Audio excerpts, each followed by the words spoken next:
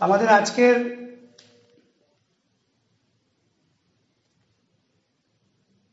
পাঠ্য বিষয় লালন ফকির রচিত বাড়ির কাছে আরশিনগর।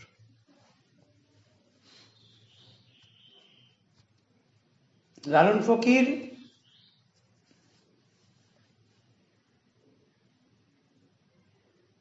আমাদের বাংলাদেশের সমাজ জীবনে, সাহিত্য ক্ষেত্রে এক অন্যতম শ্রেষ্ঠ মানবতাবাদী দার্শনিক, গীতিকার, সুরকার।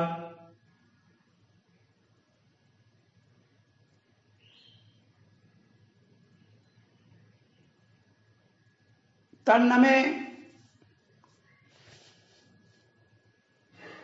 অসংখ্য গান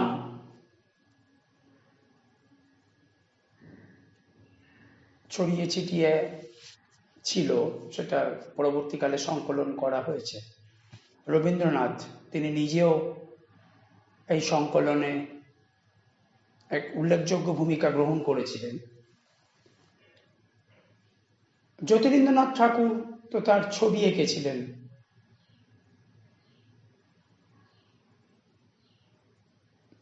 ঠাকুর বাড়ির সঙ্গে তার নিবিড় যোগাযোগ ছিল।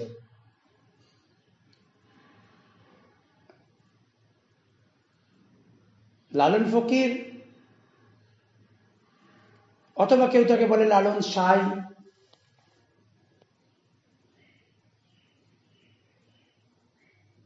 মহাত্মা লালনও তাকে বলা হতো। মহৎ আত্মা, মহৎ মনের অধিকারী তিনি ছিলেন। সকল জাত, ধর্ম, সবকিছুর ঊর্ধ্বে তিনি তার গানের মধ্য দিয়ে, তিনি তার দর্শনের মধ্যে মানব প্রেমকে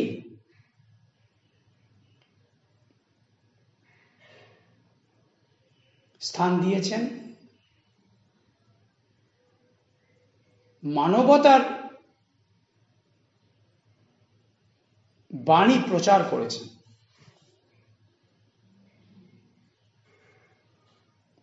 লালন তার যে জীবন, সেই জীবনের মধ্যেও এই জাত, ধর্ম, বর্ণ, সম্প্রদায় এর যে সংকীর্ণতা, তার ঊর্ধ্বে এক সমন্বয়বাদী যে সংস্কৃতি তার জীবনের সম্পর্কে আমরা যা জানতে পারি, সেখানেও কিন্তু এই ভাবধারার পরিচয় পাওয়া যায়।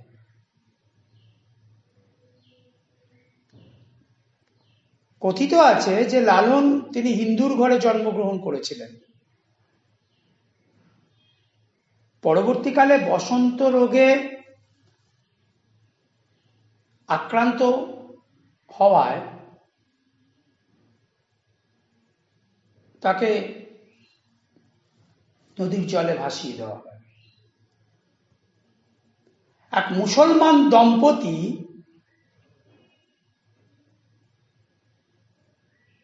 সেই বসন্ত রোগাক্রান্ত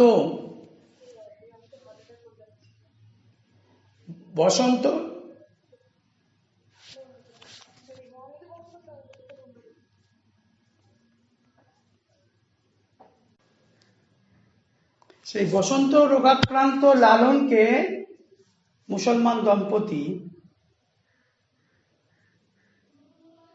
তার আশ্রয় দেন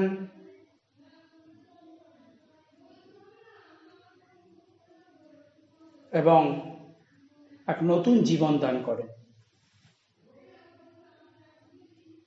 মুসলমানের ঘরে লালন ঠাঁই পাওয়ায় তিনি কিন্তু আর তার স্বধর্মে, স্বজাতিতে তিনি ফিরতে পারেন না।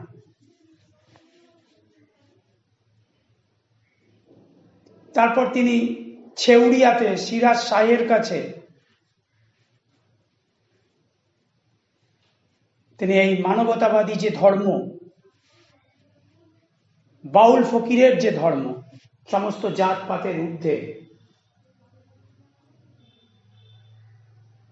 সেই ধর্মে তিনি দীক্ষিত হন। তার গানের মধ্য দিয়ে, সমগ্র জীবনের মধ্য দিয়ে তিনি কিন্তু এই জাত ধর্ম, এই সম্প্রদায়ের যে বিভাজন, সেই বিভাজনের ঊর্ধ্বে তিনি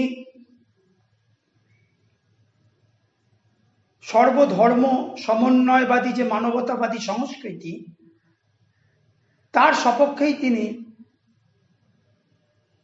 গান লিখেছেন, সুর দিয়েছেন, গান গেয়েছেন এবং তার ভক্তকুল, তার শিষ্য সম্প্রদায়কে সেই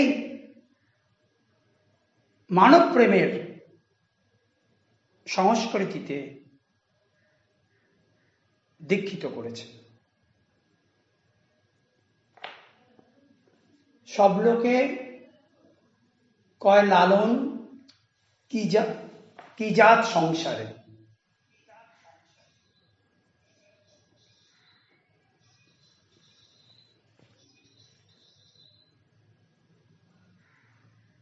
এই গান তো আমরা শুনেছি, সব লোকে কয় লালন কি জাত সংসারে। সবাই আমরা জাতপাতের বিচার করি, কে কোন ধর্মের লোক, কে কোন বর্ণের লোক, কে কোন সম্প্রদায়ের লোক, তার ভিত্তিতে। মানবতা না, জাত ধর্ম বর্ণের ভিত্তিতে আমরা মানুষকে থাকবন্দি করি, বিভাজিত করি। লালন তার বিরুদ্ধে কলম ধরেছিলেন। জাত গেল বলে একই আজব কারখানা। এই গানে আমরা দেখেছি ওই জাত গেল, আমরা সমস্ত কিছুতেই জাতপাতের বিচার করি। ছোঁয়াছুঁয়ি কি শাস্ত্র নির্দিষ্ট যে পথ, যে রীতি, তার থেকে যদি আমাদের বিন্দুমাত্র ব্যত্যয় ঘটে, কোনো নিয়ম যদি আমরা সামান্যতম লঙ্ঘন করি, তখনই আমাদের জাত গেল বলে আমরা শোরগোল ফেলে দিই।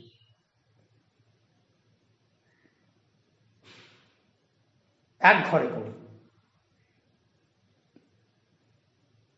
লালনের যে বাউল দর্শন, যে ফকিরি যে দর্শন, সেখানে কিন্তু হিন্দু মুসলমানের ধর্মের জাতের কোনো বিভেদ নেই, সেখানে কোনো শাস্ত্র গ্রন্থ নেই। বাউলের শাস্ত্র গ্রন্থ হচ্ছে তার গান। গানকেই তিনি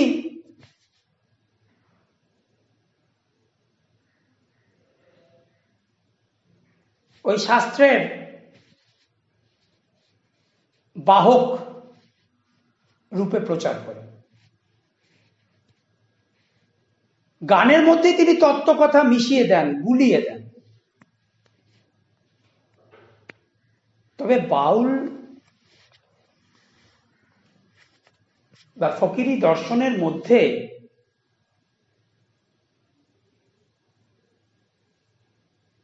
একদিকে যেমন গানের মধ্য দিয়ে তাদের তত্ত্বকথা উঠে আসে, তবে সেই গানের মধ্যে কিন্তু অন্তর্নিহিত অর্থ থাকে, গুচ্ছ অর্থ থাকে,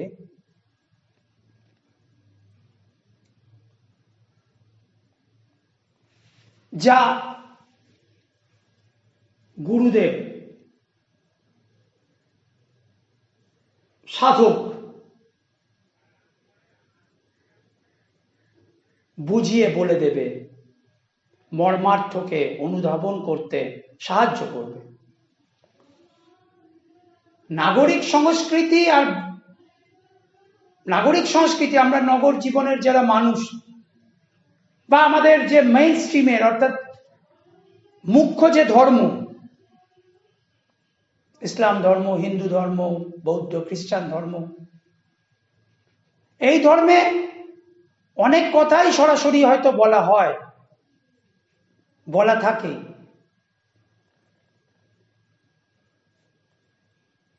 বাউলের যে ভাষা, সে ভাষা কিন্তু সন্ধ্যা ভাষা, অর্থাৎ সে ভাষায় কিন্তু একটু আলো আধারি আছে। তার তো কোনো ধর্মগ্রন্থ নেই, গানের মধ্য দিয়েই তার ধর্মের কথা আছে, তার শাস্ত্রের কথা আছে, তার আধ্যাত্মিক মার্গের কথা আছে। যদিও তার জন্য তার যে রীতি আচার, কঠিন নিয়ম, সেগুলো বাউলে অনুপস্থিত। বাউলের পথ সহজিয়া পথ। বৈষ্ণব দর্শন এবং ফকিরি দর্শন মিলেমিশে বাউল দর্শন গড়ে ওঠে। বৈষ্ণবকে যেমন ধর্মে যেমন আমরা দেখি কি কৃষ্ণকে আরাধ্য রূপে মনে করা হয়। এখন কৃষ্ণকে তো তাকে পুত্র হিসাবেও পাওয়া যায়, আমরা দেখেছি। যশোদা তাকে তো পুত্র হিসেবেই পেয়েছিল, ভাই হিসেবে পাওয়া যায়, বলরাম তাকে পেয়েছিল, রাধা তাকে প্রিয়তম হিসেবে পেয়েছেন।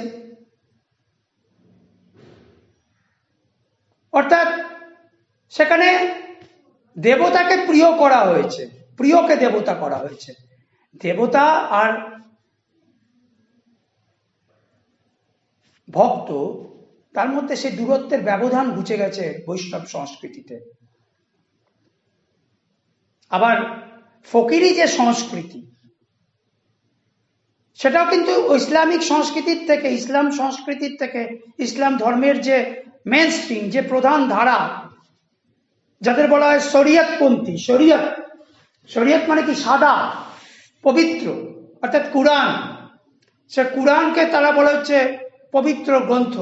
সে কুরআনের যে নির্দেশিত পথ, অর্থাৎ 5টি যে পথ, একদিকে সেই কলেমা অর্থাৎ আল্লাহই হচ্ছে সর্বশক্তিমান, আল্লাহ ছাড়ার কারো অস্তিত্ব নেই। এই কলেমা, এই বিশ্বাস স্থাপন করতে হবে। 5 ওয়াক্ত নামাজ পড়তে হবে,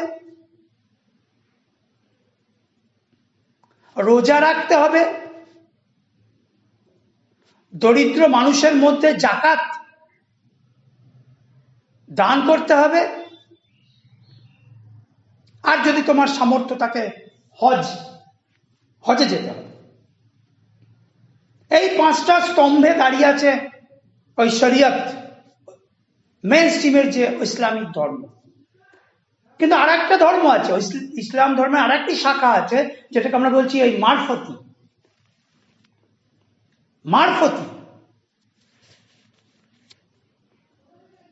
অর্থাৎ গুরুর মাধ্যমে, গুরুর মারফতে যে শিক্ষা। একটা হচ্ছে অনুমানের পৃথিবী, একটা হচ্ছে বিশ্বাসের পৃথিবী। অনুমান, আল্লাহ আছেন, ঈশ্বর আছেন, আর একটা বিশ্বাস, অর্থাৎ বর্তমান, আমি যে গুরুকে দেখতে পাচ্ছি।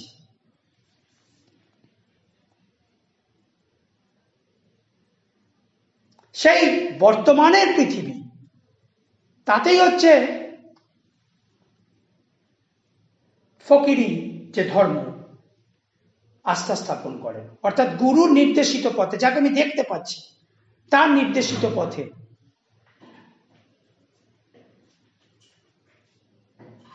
আমি সাধনা করব।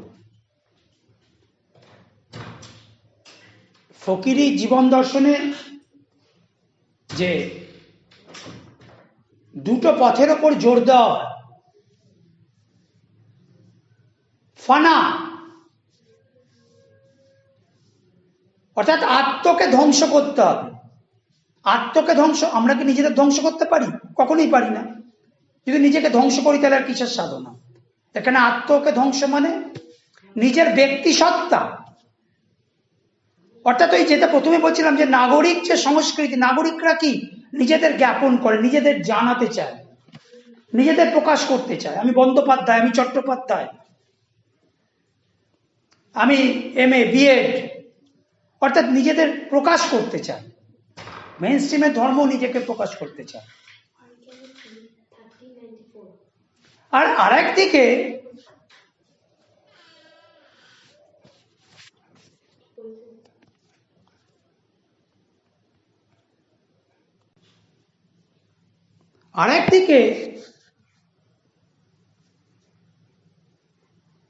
বাউলের যে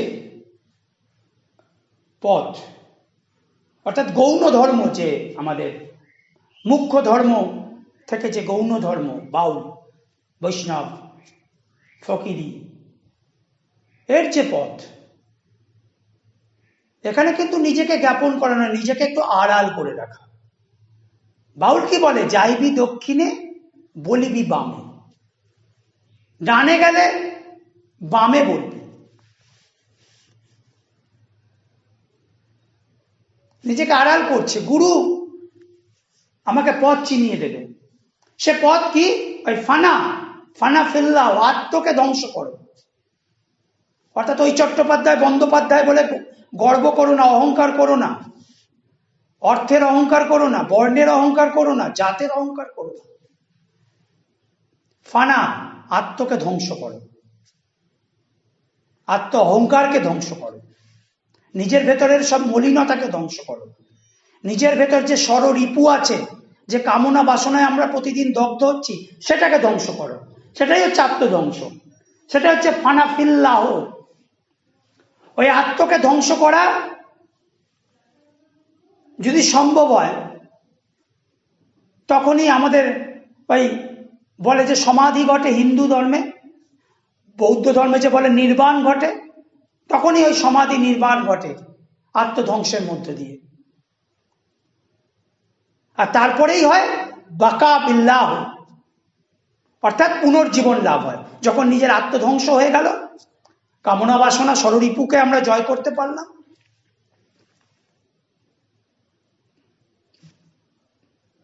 বশ করতে পারলাম, তখনই আমরা কি হলো? বাকা বিল্লাহ, অর্থাৎ পুনর্জীবন লাভ হলো। তখন ঈশ্বর, পরমাত্মা আর আমি এক, আমি সত্য, এই অনুভূতি তখন আমাদের মধ্যে স্থিত হল।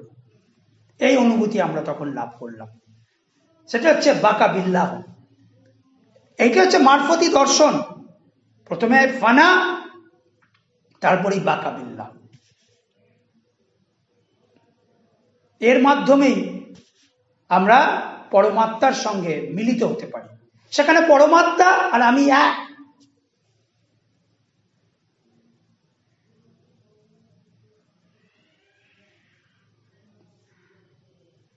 লালনের এই জীবন দর্শনে, লালনের যে এই বাউল সাধনা, সেখানে কিন্তু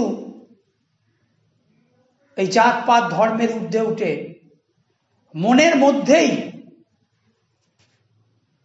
বিশ্ব ব্রহ্মাণ্ডের সাধনা, দেহের মধ্যেই পরম পুরুষকে পাওয়ার যে সাধনা, সেই আকুতি লক্ষ্য করা যায়।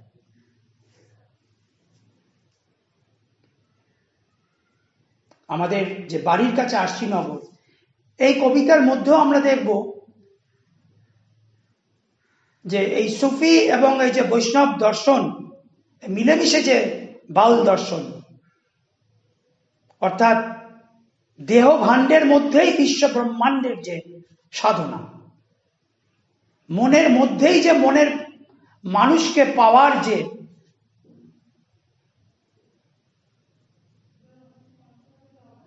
তপস্যা,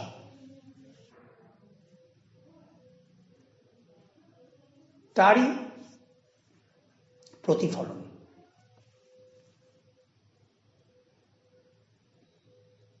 কবিতার নাম বাড়ির কাছে আশ্বিনগর। বাড়ির কাছে আশ্বিনগর, বাড়ি তো আমাদের বাসস্থান।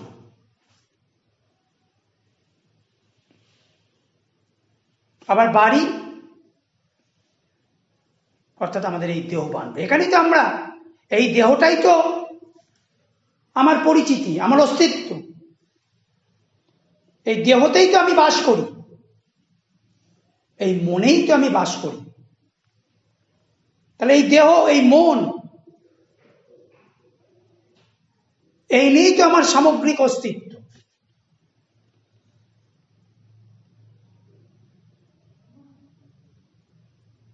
তা দেহই আমার বাড়ি।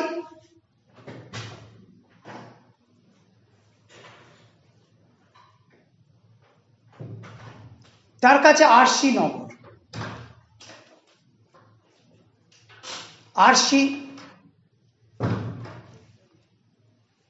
আদর্শিকা বা দর্পণ, মানে আয়না। আয়নায় আমরা কি পাই? আয়নায় আমরা আমাদের নিজেদের প্রতিরূপকে দেখতে পাই, নিজেদেরই আরেক রূপ, প্রতিচ্ছবি, তাকে আমরা প্রত্যক্ষ করি।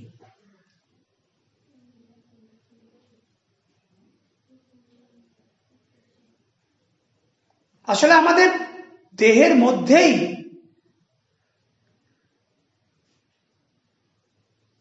যে আরশি নগর, যাক আরশ থেকে যদি আরশি কথাটা যদি আমরা বলি, তাহলে সেখানে একটা পবিত্র বাসস্থান রয়েছে।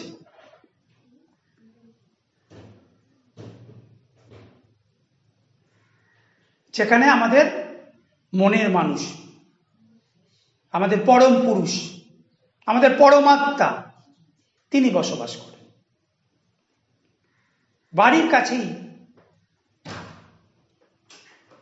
আমাদের দেহের মধ্যেই তার বাস।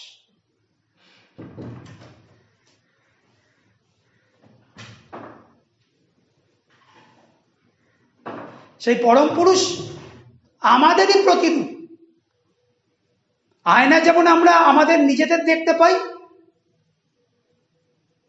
তাহলে আমারই গুণ, আমারই রূপ আর ওই পরম পুরুষের গুণ রূপ সব একই,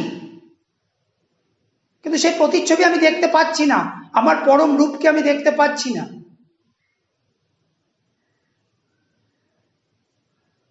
তার কারণ আমি নিজের রূপকে এখনো দেখতে পারিনি।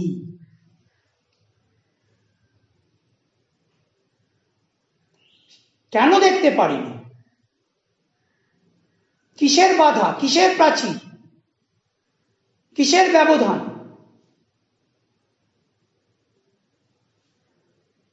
তারই খোঁজ করেছেন লালন তার এই গীতির মধ্যে, বাড়ির কাছে আরশি নগর। আমি একদিনও না দেখিলাম তারে, আমার বাড়ির কাছে আরশি নগর, ও এক পড়শি বসত করে। আমি একদিনও তাকে দেখলাম না। আমরা তো সবাই সেই পরম পুরুষের সঙ্গে মিলিত হতে চাই, পরম যে প্রার্থিত পুরুষ তাকে আমরা দেখতে চাই, আমাদের জীবনকে ধন্য করতে চাই। তিনিই তো আমাদের আরাধ্য। এত আকুলতা, এত আমাদের প্রার্থনা, তবু কেন ব্যর্থ? আসলে আমি তো প্রার্থনা করি মন্দিরে, মসজিদে, গির্জায়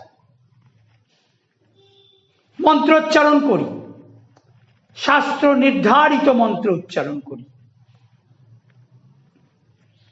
কিন্তু আমার মনের মধ্যেই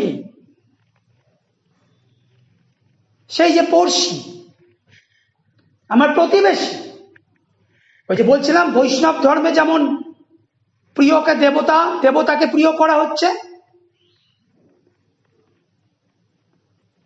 সুফিতে যেমন সেই মারফতিতে যিনি আমাদের সিরাজ সাই, যিনি আমার গুরুদেব, তিনি হচ্ছেন আমার আরাধ্য। তাহলে এখানেও পড়শি অর্থাৎ ঈশ্বর, তিনি আমার প্রতিবেশী, আমার কাছের মানুষ। আমাদের মধ্যে দূরত্ব অনতিক্রম্য নয়, আমি তাকে লাভ করতে পারি।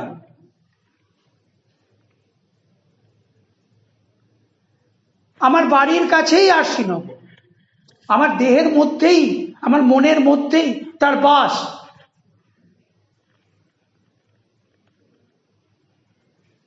কিন্তু আমি একদিনও তাকে দেখলাম না। কেন দেখলাম না? তার কারণ আমি ওই গতানুগতিক মন্ত্রোচ্চারণের মধ্য দিয়ে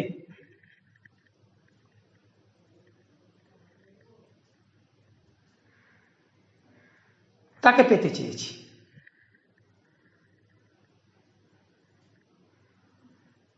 আমি নিজের আত্মকে ধ্বংস করিনি। যে জাগতিক কামনা বাসনা সেগুলো আমার মধ্যে পুরো মাত্রায় বজায় আছে, তবু আমি সেই পড়শির সন্ধান চাই না। পড়শিকে তো অত সহজে পাওয়া যায় না। আমি সীমায় থেকে তো অসীমের সন্ধান করতে পারি না, সীমাকে অতিক্রম করে যেতে হবে। আমাদের যে জাগতিক কামনা বাসনা, মায়া, মমতা, দুঃখ, ক্লেশ, যন্ত্রণা, সেগুলোকে অতিক্রম করতে হবে।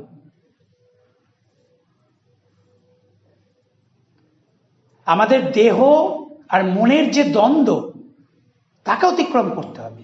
মন চায় আমি পড়শির দেখা পাবো, পড়শির সাক্ষাৎ লাভ করব, কিন্তু দেহের ষড়রিপু সে তো কামনা বাসনার দিকে আমাদের ছুটিয়ে মারছে। এই দেহ মনের দ্বন্দ্বের নিরসন ঘটেনি। দেহ মনের ওপরে জয়লাভ করে, মনও দেহ দ্বারা পরিচালিত হয়, সেও কামনা বাসনার পেছনে ছুটে চলে।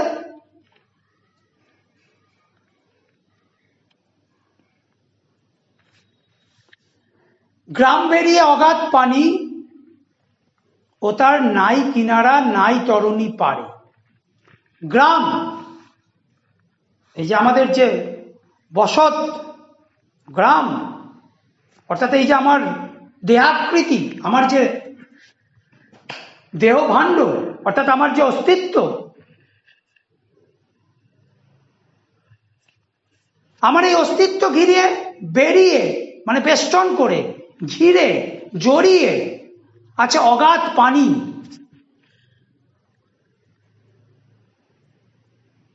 অগাধ, যার তল নেই,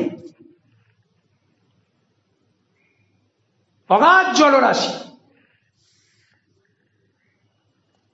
এখন অগাধ জলরাশির মাঝে যদি আমি পড়ে থাকি, তাহলে কূলে পৌঁছতে গেলে, কিনারায় সীমায় পৌঁছতে গেলে, তটে পৌঁছতে গেলে, পাড়ে পৌঁছতে গেলে আমার দরকার কি? আমার দরকার নৌকা, তরণী। আমিও এই অগাধ জলরাশিতে, অর্থাৎ অগাধ কামনা বাসনার সমুদ্রে আমি ডুবে আছি, যার কোনো কুল কিনারা নেই, তল নেই। কামনা বাসনার পেছনে আমরা ছুটেই চলেছি। একসময় মনে হয় যা চাই তা ভুল করে চাই, যা পাই তা চাই না, কিন্তু চাওয়া পাওয়ার আমাদের শেষ নেই। আশার ছলনে ভুলি, কি ফল লোভিনু হায়।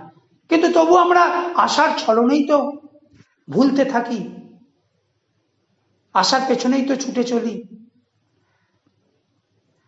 তাহলে আমাদের গ্রাম বেরিয়ে, অর্থাৎ আমাদের এই দেহ জুড়ে, আমাদের এই মন জুড়ে অগাধ কামনা বাসনা, তাতেই আমরা ডুবে আছি। তাহলে এর থেকে যদি আমাদের নিস্তার পেতে হয়, মুক্তি পেতে হয়, ওই আশিনগরে ওই কূলে পৌঁছতে হয়, কিনারায় পৌঁছতে হয়, তাহলে দরকার তরণী। ওই তরণী বেয়েই আমরা অগাধ জলরাশি থেকে আমাদের আশ্রয়স্থলে যাব, আমাদের পরম পুরুষ, আমাদের ঈশ্বর, আমাদের আল্লাহ, তার কাছে পৌঁছবো, তার সঙ্গে মিলিত হব। কিন্তু সেই তরণী কি? সেই তরণী তো সাধনা। সেই সাধনা কিসের সাধনা? ওই যে আত্মকে ধ্বংস করতে হবে, নিজের অহংকে ধ্বংস করতে হবে, দেহের ষড়রিপুর যে তাড়না, যে প্রবৃত্তি, যে কামনা বাসনা, তাকে জয় করতে হবে।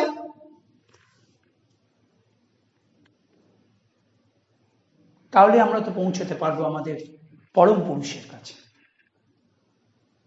তরণী হচ্ছে সেই সাধনা, যেটা আমরা বললাম ফানা। আত্মকে বিলোপ করতে হবে, আত্মকে ধ্বংস করতে হবে, জাগতিক মায়া কামনা বাসনাকে জয় করতে হবে। আমি বাঞ্ছা করি দেখব তারি, আমি কেমনে সে গায়ে যাই। আমি বাঞ্ছা অর্থাৎ আমি আমার ইচ্ছে, আমি তাকে দেখব, তার সঙ্গে মিলিত হব, সেই পরম প্রার্থিত পুরুষের সঙ্গে। কিন্তু আমি সে গায়ে কি করে যাব? সে গায়ে আমি পৌঁছতে পারছি না, সে আশি নগরে আমি পৌঁছতে পারছি না। তার কারণ আমার মন দেহ জুড়ে তো বেষ্টন করে আছে সব প্রবৃত্তির হাতছানি, লোভ, লালসা, আকাঙ্ক্ষা। তাকে জয় করে তো আমাকে যেতে হবে। আমরা সাধারণ মানুষ তাকে জয় করতে পারি না, তাই আমরা পৌঁছতে পারি না। সাধক পৌঁছতে পারেন, তার কারণ সাধক সেই তরণীর সন্ধান পেয়েছেন।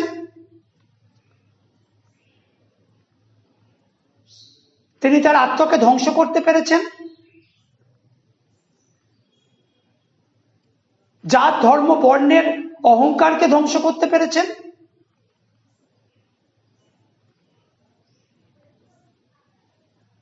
অর্থের তৃষ্ণাকে জয় করতে পেরেছেন,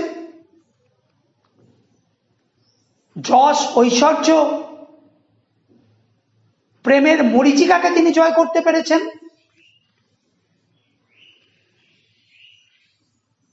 তাই তিনি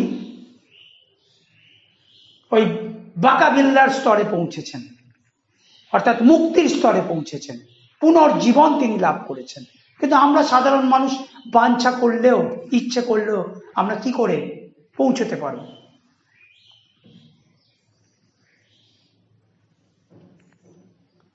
বলবো কি সেই পড়শির কথা, ও তার হস্তপদ স্কন্ধ মাথা নাই। সেই পড়শি,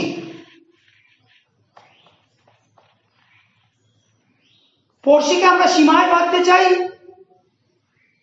কিন্তু পড়শিকে তো সীমায় বাঁধা যায় না। তার হস্তপদ স্কন্ধ মাথা নাই রে, তার হাত পা,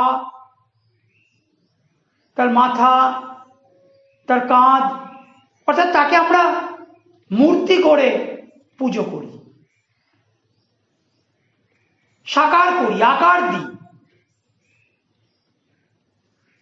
কিন্তু তিনি তো সর্বভূতে বিরাজিত। ক্ষিতি অপ তেজ মরুত বোম। ক্ষিতি মাটি, তেজ আগুন, অপ জল, মরুত বোম, মরুত বায়ু, বোম শূন্য আকাশ, তাহলে সর্বভূতে। ক্ষিতি অপ তেজ মরুত বোম, এই দিয়েই আমাদের বিশ্ব ব্রহ্মাণ্ড সৃষ্টি। আর তিনি তো বিশ্ব ব্রহ্মাণ্ড সৃষ্টি করেছেন, তারা তিনি তো সর্বভূতেই বিরাজিত। মানুষ কি করে? মানুষ তাকে মন্দিরে, মসজিদে, গির্জায় সীমাবদ্ধ করে তার পুজো করে। তাহলে বলবো কি সেই পড়শির কথা, ও তার হস্তপদ স্কন্ধ মাথা নাই। তিনি পৃথিবীর সর্বত্র, আকাশে, জলে, মাটিতে, পৃথিবীর ধূলিকণায়, প্রতিটি বস্তুতে, প্রতিটি প্রাণীতে তিনি বিরাজিত। অথচ আমরা তাকে কি করছি? আমরা তাকে সীমায়িত করছি মন্দিরে, মসজিদে, আমরা তার মূর্তি নির্মাণ করছি। ও সে ক্ষণেক থাকে শূন্যের ওপর, আবার ক্ষণেক ভাসে নীরে। তাহলে কখনো তিনি শূন্যে থাকেন, মহাকাশে, আবার কখনো তিনি নীরে, জলে থাকেন।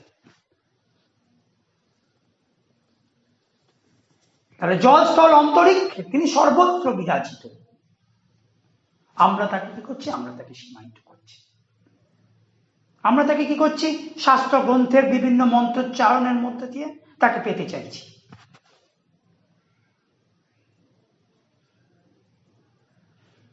কিন্তু না, তিনি সর্বত্রই বিরাজিত, সুতরাং সবখানেই তাকে পাওয়া যায়। আর সবচেয়ে বড় কথা, তোমাকে খুঁজতে যেতে হবে না অন্য কোথাও, তোমার মনের মধ্যেই। কারণ তুমিও তো সেই সর্বশক্তিমান, তার দ্বারাই সৃষ্ট, সেই পরমাত্মার দ্বারাই সৃষ্ট। তাহলে তোমার মধ্যেও তো তার বাস, তা তুমি অন্যত্র যাচ্ছ কোথায়? জলস্থল অন্তরিক্ষে তাকে খুঁজছো কোথায়? আগে নিজের মনের ভেতরে খোঁজো, সেখানেই তুমি তাকে পাবে।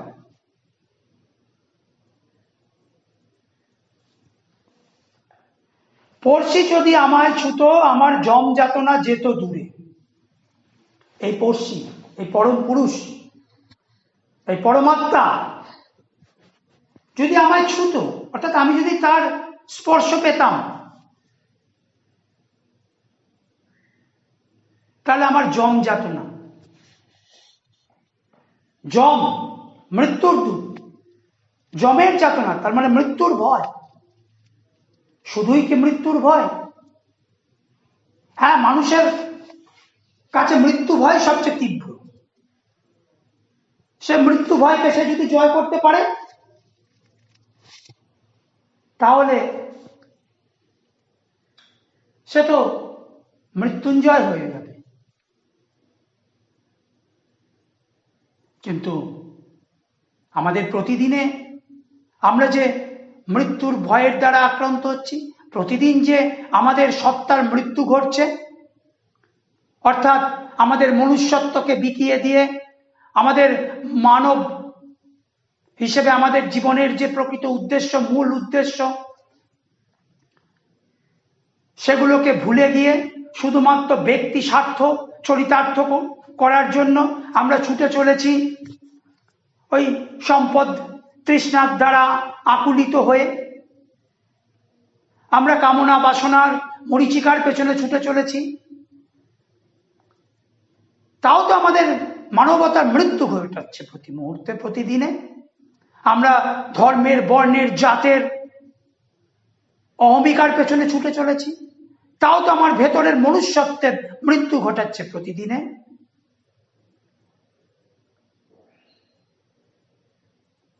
এই মৃত্যুর হাত থেকে, জাগতিক কামনা বাসনার হাত থেকে, ভেতরের সমস্ত অহংকারের হাত থেকে আমার মুক্তি তখনই ঘটবে যখন আমি সেই পরম পুরুষের সান্নিধ্য লাভ করব। তখনই আমি সান্নিধ্য লাভ করব যখন আমার ভেতরের আত্ম অহংকারকে আমি ধ্বংস করতে পারবো, আত্মসত্তাকে আমি ধ্বংস করতে পারবো। আমরা, লালন এক জায়গায় বলছেন, আমরা তো কাগজে আগুন লিখলাম, কাগজে আগুন লিখলেই কি আগুনের দাহিকা শক্তি আমরা অনুভব করতে পারবো? আগুন যে সবকিছুকে পুড়িয়ে ছারখার করে দেয়, আবার আগুন যে পবিত্র করে, আগুনের শব্দের মধ্যে কি আগুন এর সেই গুণাগুণ আমরা অনুভব করতে পারি? আমরা একটা কাগজে লিখলাম গুড়, গুড় লিখলে কি গুড়ের মিষ্টতা আমরা অনুভব করতে পারবো? না, আমাদের ভেতর থেকে তাকে উপলব্ধি করতে হয়। ওই যে হরি হরি বললাম, হরিনাম করলাম, আল্লাহ আল্লাহ বলে ডাকলাম, তাহলেই আল্লাহকে পাওয়া যায় না, হরিকে পাওয়া যায় না। ভেতর থেকে, অন্তর থেকে উপলব্ধি করতে হয়। এই ভেতর থেকে, অন্তর থেকে উপলব্ধি করতে হলে কি করতে হয়? ওই আত্মসত্তাকে ধ্বংস করতে হয়। এই বারবার যাকে বলছি ফানা। লালনের এই গানের মধ্যে সুফি তত্ত্বের প্রভাব আছে, লালনের এই গানের মধ্যে বৈষ্ণব সহজিয়া দর্শনের প্রভাব আছে।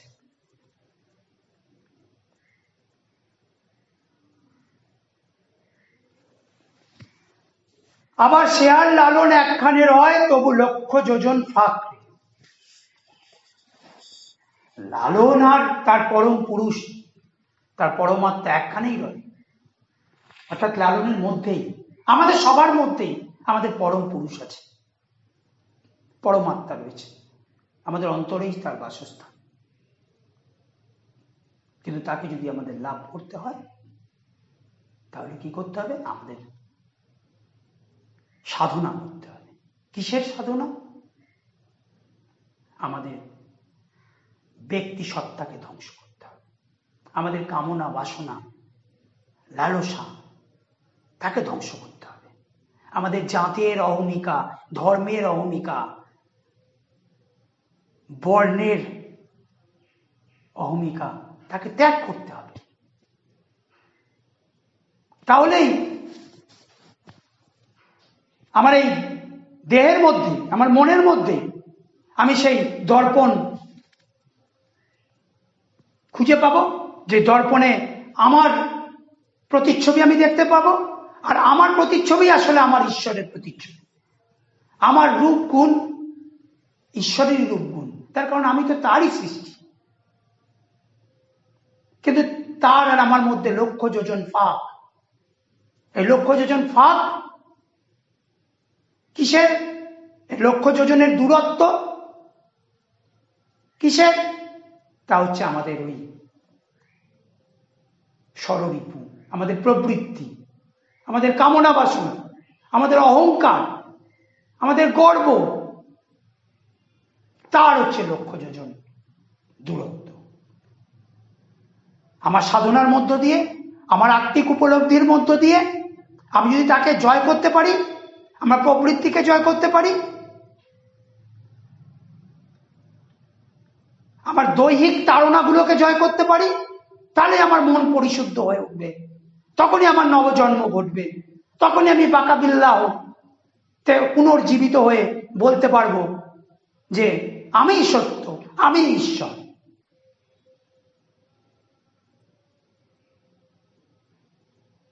এখন আমি সত্য, আমি ঈশ্বর বলতে পারি না, ঈশ্বরের মুখোমুখি হতে পারি না, তার সঙ্গে মিলিত হতে পারি না।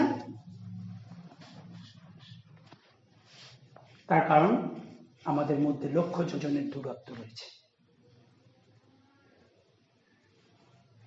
মায়া বাসনার প্রাচীর রয়েছে। তাই তো লালনের আর এক গান, মিলন হবে কতদিনে আমার মনের মানুষের সঙ্গে। তাহলে মনের মানুষ কি? এই মনের মানুষ আমাদের কবিতায় যাকে আমরা পড়শি বলছি, বৈষ্ণব পদাবলিতে সেই কৃষ্ণ, সেই শ্যাম, সেই কানা, তিনি কাছের মানুষ।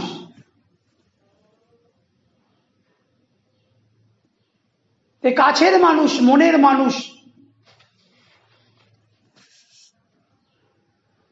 তার সঙ্গে আমাদের তখনই মিলন হতে পারে যখন আমাদের ঘরটাকে ভাঙতে হবে, ভেঙে মোর ঘরের চাবি। অর্থাৎ আমাদের এই ঘর, আমাদের এই দেহ,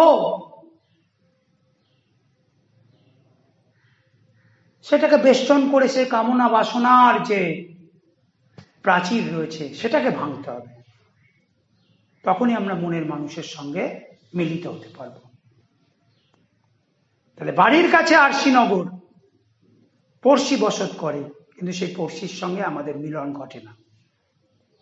তার কারণ আমরা আমাদের কামনা বাসনা অহংকারে অবগাহিত হয়ে রয়েছি, ডুবে রয়েছি। লালনের এই কবিতার মধ্য দিয়ে তাহলে আমাদের সেই কামনা বাসনাকে জয় করে, আমাদের রিপুকে জয় করে, আমাদের প্রবৃত্তিকে জয় করে মনের মানুষের সঙ্গে মিলনের আহ্বান জানানো হয়েছে।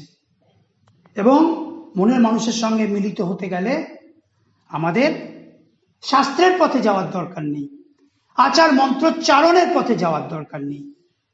নিজেকে চেনো, নিজেকে জানো। নিজেকে জানার মধ্য দিয়ে, নিজেকে চেনার মধ্য দিয়ে তাকে চেনা যায়।